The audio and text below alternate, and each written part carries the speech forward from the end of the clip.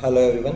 आज की क्लास में आज अपन बात करेंगे कि सीड सर्टिफिकेशन क्या है और सीड सर्टिफिकेशन इंडिया में किस प्रकार से काम करता है, एजेंसीज क्या हैं, प्रोसीजर क्या है और आपके कौन से क्वेश्चंस हैं वो यहाँ से पूछे जा सकते हैं। तो एक यूनिक टॉपिक आज की क्लास में अपन बात करेंगे।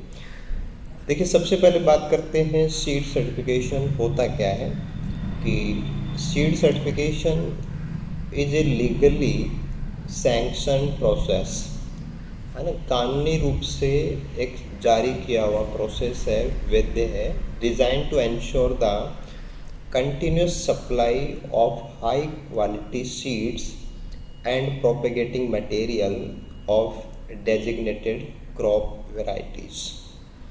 तो काफ़ी सारी क्रॉप्स के सीड्स की बात हो या प्रोपेगेशन में जैसे ट्यूबर्स, कॉम्स, ये सब हम काम में लेते हैं। तो एक ऐसा लीगली सैंक्शन प्रोसेस जहाँ continuously in high quality seeds और प्रोपेगेटिंग मटेरियल्स की सप्लाई है वो होती है।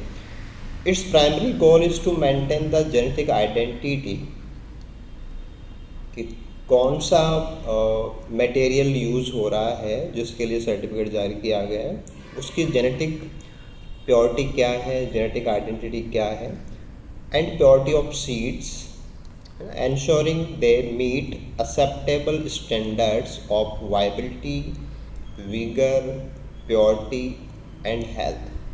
तो बीज हो या प्रोपेगेटिंग मटेरियल हो, उनकी जेनेटिक आइडेंटिटी क्या है, प्योरिटी क्या है और वो वायबिलिटी स्टैंडर्ड के ऊपर, विगर स्टैंडर्ड के ऊपर और हेल्थ स्टैंडर्ड्स के ऊपर किस प्रकार से वो इंश्योर किए जा सकते हैं। तो ये सारा एक लीगल प्रोसेस है, वो सीड सर्टिफिकेशन के अंदर आता है।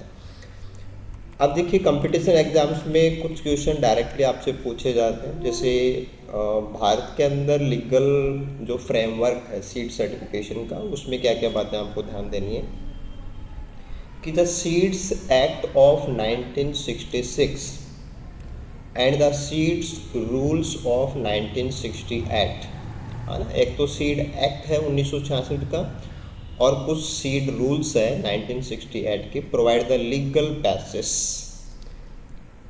For the seed certification in India. तो भारत के अंदर जितना भी सीड सर्टिफिकेशन होता है उसके दो आधार हैं, एक सीड एक्ट 1966 और एक seed rules 1968। While seed certification is voluntary, labeling of notified varieties is compulsory। तो जिसके लिए भी सर्टिफिकेट जारी होता है उसकी लैबलिंग वगैरह बहुत कंपलसरी होती है। ऐसे आप ध्यान देंगे कि जो सीड एक्ट है वो 29 दिसंबर 1966 को पास किया गया था, पास्ड ऑन 29 दिसंबर 1966। ऐसे ही ये लागू कब हुआ, तो came into force on 2 October 1969 को ये लागू हुआ। तो पास तो इसको 1966 में किया गया था 29 दिसंबर को, लेकिन पूरे भारत के अंदर ये प्रभावी रूप से लागू हुआ था 2 अक्टूबर 1969 को। अब सीड सर्टिफिकेशन किन का जारी हो सकता है या कौन से क्रॉप्स के लिए सीड सर्टिफिकेशन दिए जाते हैं, ये इन जो लीगल फ्रेमवर्क है उसमें कहाँ इंक्लूड है। तो ये आपको ध्यान देना है कि सीड एक्ट 1966 का सेक्शन नंबर जो 5 है, सेक्शन नंबर 5 के अंदर जो क्रॉप्स मेंशन है, केवल उन्हीं के लिए जो सीड सर्टिफिकेशन है वो जारी किया जाता है। तो एक इम्पॉर्टेंट क्वेश्चन, हिस्टोरिकल क्वेश्चन है, वो यहाँ से पूछे जाने की संभावना होती है, तो आप इसको अच्छे से तैयार करेंगे। इसके बाद में हम बात करते हैं कि ऑब्जेक्टिव्स क्या है, सीड सर्टिफिकेशन क्यों दिया जाता है, इसके उद्देश्य क्या है। कि एक well structured seed certification system aims to achieve the following situation. One is genetic purity, to ensure the seeds adhere to the variety genetic traits and prevent contamination from other variety. तो जो भी variety होती है उसकी शुद्धता जो होती है उसका एक प्रकार का आकलन होता है और उस शुद्धता को लेकर के सीड सर्टिफिकेशन वो दिया जाता है। ऐसे एक क्वालिटी एश्योरेंस की जो निश्चितता होती है कि maintain high physiological quality through test of physical purity, germination and moisture content. तो क्वालिटी को एश्योर किया जाता है। Prevention of disease and weeds तो कोई भी अनवांटेड डिजीज हैं, वीड्स हैं, वो साथ में ना जा रहे हो तो हेल्प कर the spread of seed borne disease and weed seeds, जो कि क्वारंटाइन में भी अपन बात करते हैं। तो सीड सर्टिफिकेशन में भी किसी प्रकार का जो पैथोजेंस हैं और जो वीड के सीड्स हैं वो रोके जाते हैं, उनको चेक किया जाता है। Promotion of improved varieties, encourage the wide spread cultivation of high yielding and stress tolerant जो वेराइटीज़ हैं वो भी यहाँ पे इंक्लूड होते हैं। फैसिलिटेट ट्रेड, है ना, promote international seed trade through common standards, तो अंतर्राष्ट्रीय स्तर के ऊपर जो बीजों का व्यापार होता है ना, उसको फैसिलिटेट करने में भी सीड सर्टिफिकेशन काम आते हैं। और प्रोटेक्ट प्लांट ब्रीडर्स राइट्स, है ना, तो safeguard the right of plant breeder, तो जिसने भी पर्टिकुलर वैरायटी तैयार की है उसके जो लीगल राइट्स होते हैं उनको जो जारी किया हुआ सीड सर्टिफिकेट है वो प्रोटेक्ट करता है, यानी कि एक प्रकार की ऑथेंटिसिटी होती है। तो काफ़ी सारे जो ऑब्जेक्टिव्स हैं उनको सीड सर्टिफिकेट पूरा करता है। अब अपन बात करेंगे कि सीड सर्टिफिकेशन के फेजेस क्या होते हैं, उसके चरण क्या होते हैं। ठीक है, तो यहाँ पे 6 मेन जो ब्रॉड फेजेस हैं वो सीक्वेंस बाय सीक्वेंस कैसे काम करते हैं उनको देखते हैं। पहला है receipt and scrutiny of application, कि सीड सर्टिफिकेशन के लिए जब भी अप्लाई किया जाता है तो एक फॉर्म सबमिट होता है, तो फॉर्म को रिसीव करना और उसकी जांच करना। तो seed producer submit application to the seed certification agency with relevant evidence of seed source and class. पहला काम तो होता है कि अप्लाई करना होता है। Then verification of seed source, कि सीड का सोर्स क्या है उसको वेरीफाई किया जाता है, तो कन्फर्मिंग द ओरिजिन क्या है, क्लास क्या है, other requirements of the seed use for the rising the crop, तो उसका वेरिफिकेशन होता है एक प्रकार से। उसके बाद में फील्ड इंस्पेक्शन होता है ना, qualified officer inspect the standing crop at various stage, जैसे कि वेजिटेटिव में क्या है, फ्लावरिंग स्टेज है, प्री हार्वेस्ट स्टेज है।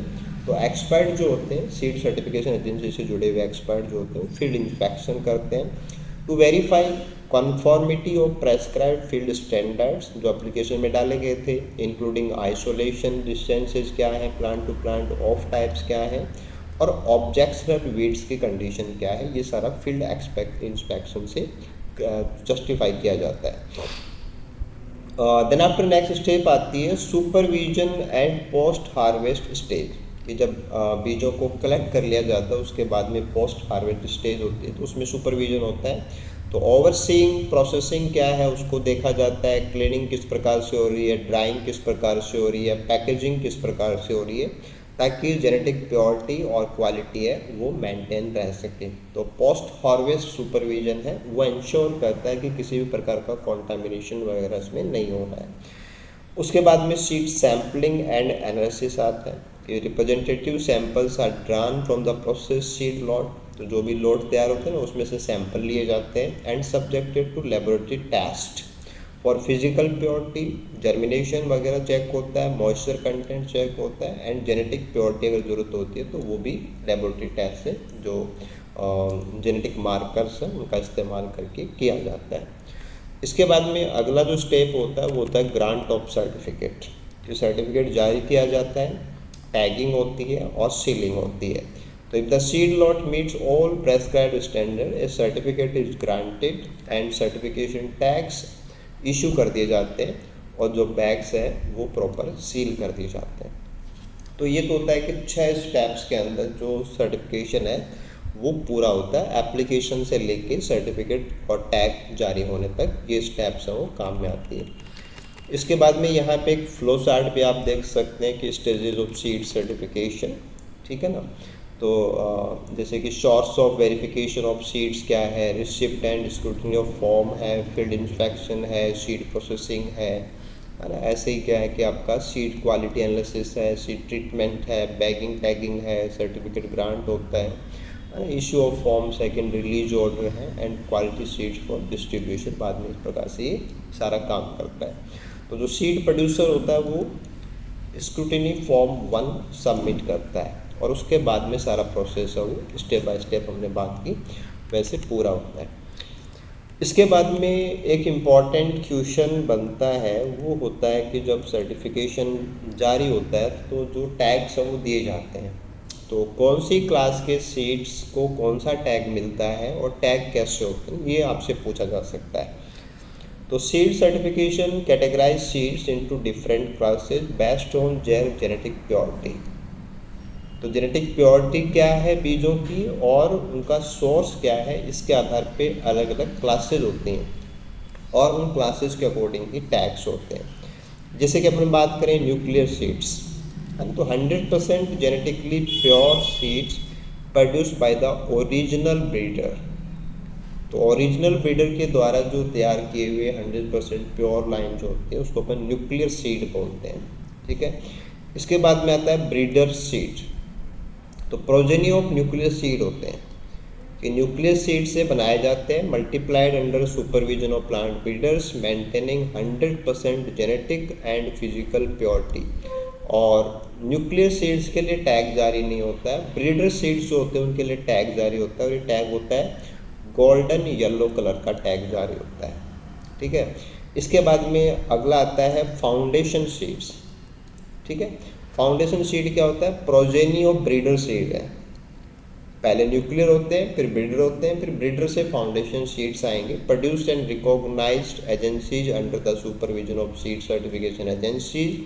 It maintains genetic identity and purity and white tag it issues. तो फाउंडेशन सीड्स जो होते हैं उनको वाइट टैग दिया जाता है। इसके बाद में नंबर आता है रजिस्टर्ड सीड्स का। तो प्रोजेनी ऑफ फाउंडेशन सीड्स उनको अपन बोलते हैं registered seed. Handle to maintain genetic identity and purity, a purple tag is issued. तो जो रजिस्टर्ड सीड्स होते हैं उनको पर्पल टैग दिया जाता है। तो पहले न्यूक्लियर है, फिर ब्रीडर है, फिर फाउंडेशन है, फिर रजिस्टर्ड है, हाँ। और उसके बाद में आते हैं सर्टिफाइड सीड्स। तो फाइनली जो सर्टिफाइड सीड्स होते हैं उनकी बात करें तो प्रोजेनी है फाउंडेशन सीड्स और sometime registered seeds produced by registered seed growers, है ना। जो एजेंसीज होती हैं जो लगातार कंटिन्यूस सप्लाई के लिए अप्लाई करते हैं कि हम, है ना, लगातार ऐसे जो जेनेटिकली प्योर और जो हेल्दी सीड्स हैं उनको सप्लाई करेंगे, तो उनके द्वारा ये तैयार किए जाते हैं under the supervision of seed certification agency.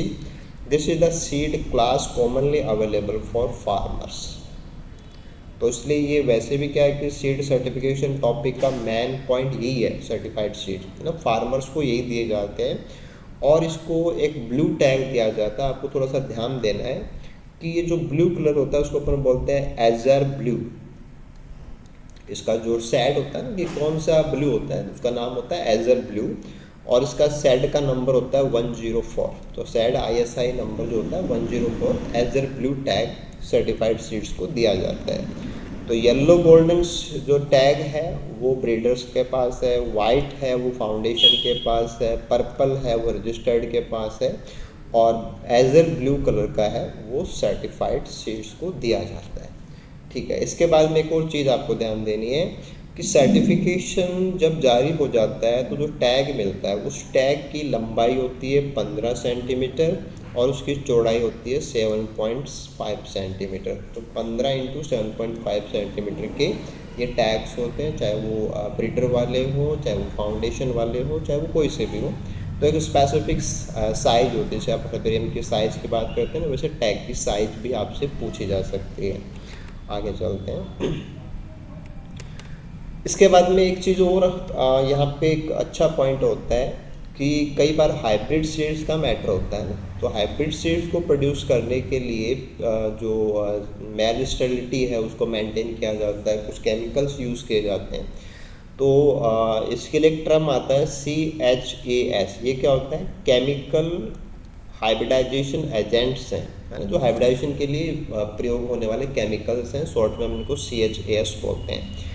In case of hybrid seed production, the seed producer can use proper chemical hybridizing agent on seed parent, यानी कि जो फीमेल लाइन होती है वहाँ पे इनका ट्रीटमेंट दिया जाता है टू इंड्यूस मेल स्टेरिलिटी। तो मेल स्टेरिलिटी को, यानी कि जो नर बंध्यता होती है उसको लाने के लिए जो पेरेंट सीड्स होते हैं उनको CHA से ट्रीट किया जाता है। और CHA based hybrid seed shall be compulsory subjected to grow out test. तो जब भी हाइब्रिड सीड्स के मैटर में हम केमिकल एजेंट्स इस्तेमाल करते हैं, तो जो सीड तैयार होते हैं उनको अपन GOT करते हैं, ग्रो आउट टेस्ट। तो ग्रो आउट टेस्ट है वो हमेशा ही हाइब्रिड सीड्स के लिए किया जाता है, उसके बाद में ही सर्टिफिकेशन है वो जारी किया जाता है। तो GOT क्या है? ग्रो आउट टेस्ट है जिनका हाइब्रिड प्रोडक्शन जो है वो CHA से हो रखा है।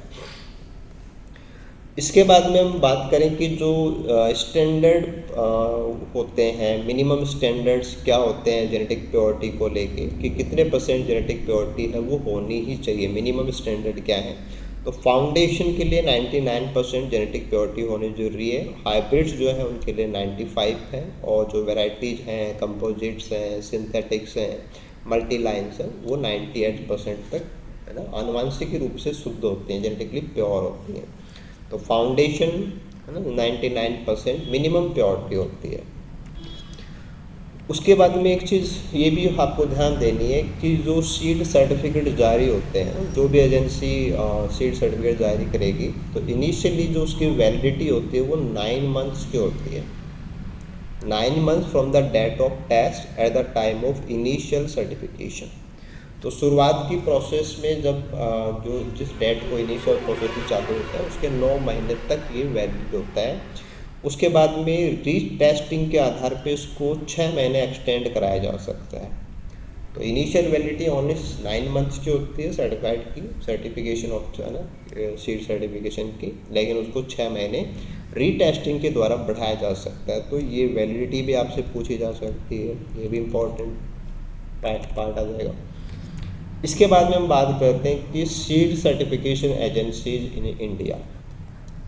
ओके, तो स्टेट सीड सर्टिफिकेशन एजेंसी, जिनको शॉर्ट में SSCS बोलते हैं, each state has its own agency responsible for supervising seed certification with in its jurisdiction including field inspection and seed testing. तो प्रत्येक राज्य की अपना जो स्टेट लेवल का सीड सर्टिफिकेशन एजेंसी जो वो होती है।